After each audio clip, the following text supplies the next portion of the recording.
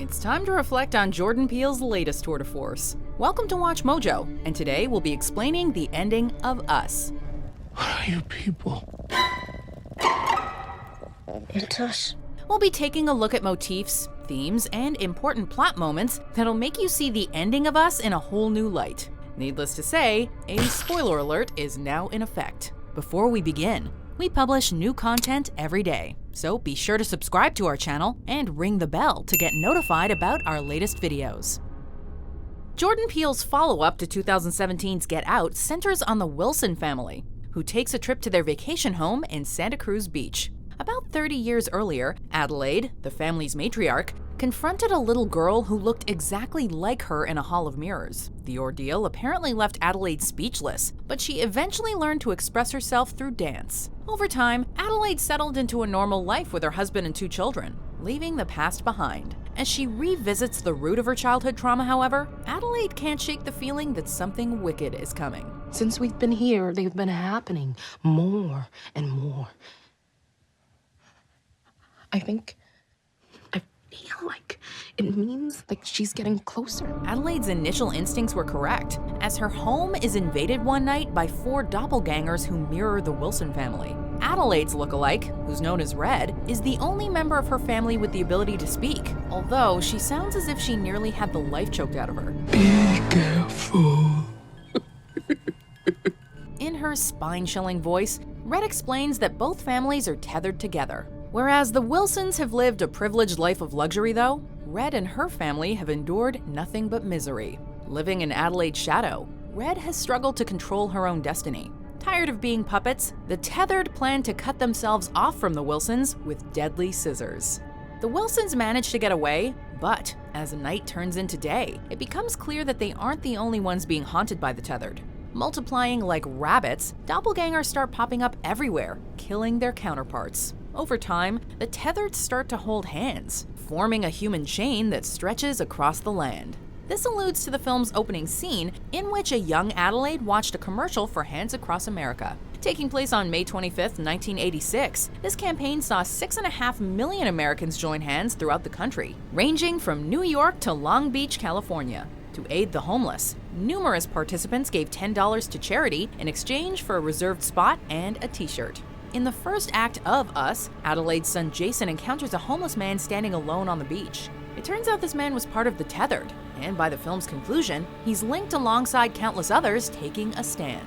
During the climax, Red snatches Jason, leading Adelaide back to the House of Mirrors. While searching for her son, Adelaide stumbles upon a secret passageway that takes her to an underground channel of tunnels where the tethered have been hiding. It's revealed that the tethered were part of a government project to clone people. Although scientists managed to recreate people in their physical images, they couldn't replicate their personalities. Once the experiment ended, the tethered were abandoned in the tunnels, which stretch across the United States. Adelaide ultimately manages to kill Red, find Jason, and reunite with her family. Although the tethered are still lining up, it appears the Wilsons have overcome their evil counterparts as they drive off into the sunset. The final minutes change everything, however, as Adelaide begins to remember something that she seemingly repressed. Can't believe you kept all this inside for so long.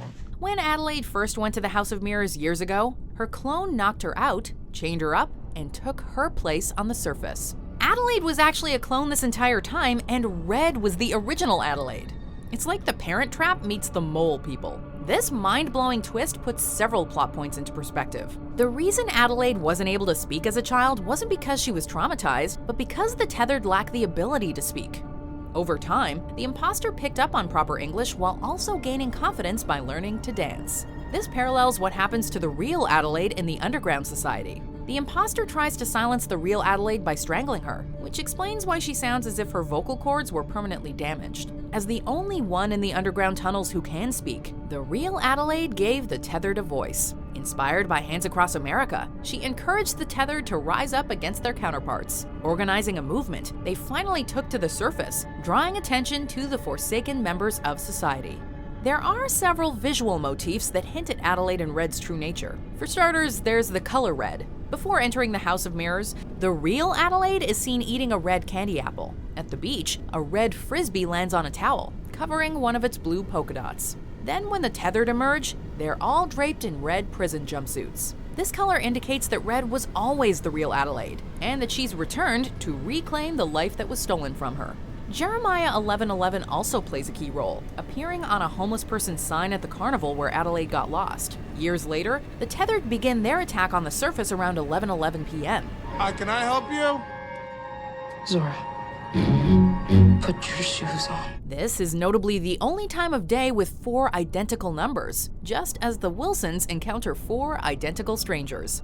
Even more significant, Jeremiah 11:11 is a Bible verse, which reads in the New Living Translation, "Therefore, this is what the Lord says, I am going to bring calamity upon them, and they will not escape. Though they beg for mercy, I will not listen to their cries." Adelaide and Red share a connection that's practically biblical, as one got to live a heavenly life in the sun, while the other was forsaken to the dark underworld to live amongst empty, soulless beings. When they finally reunite, their inner demons are unleashed as Judgment Day ensues.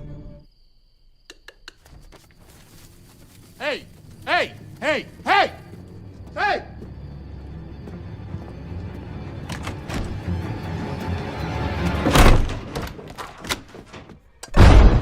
Adelaide and Red aren't the only ones with an unusual connection. Young Jason has always been the odd one out in his family, hiding in dark closets and always wearing a mask.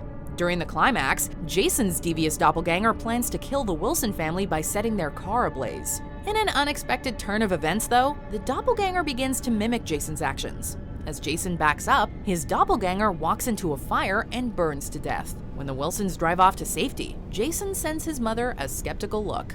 Although no words are spoken, it's highly suggested that Jason knows what his mother is. If his mother is a clone, though, what exactly does that make Jason and his sister? The ending leaves us with a few other lingering questions. Who was in charge of the government cloning experiment? What will the Tether do now that their leader is dead? Can the Wilsons ever return to normalcy? Who were the true puppet masters in the grand scheme of things? For that matter, who are the true villains? Is it possible that there's a monster lurking inside all of us? Perhaps the only way to find the answers is to look in a mirror and try to find ourselves. Who is that?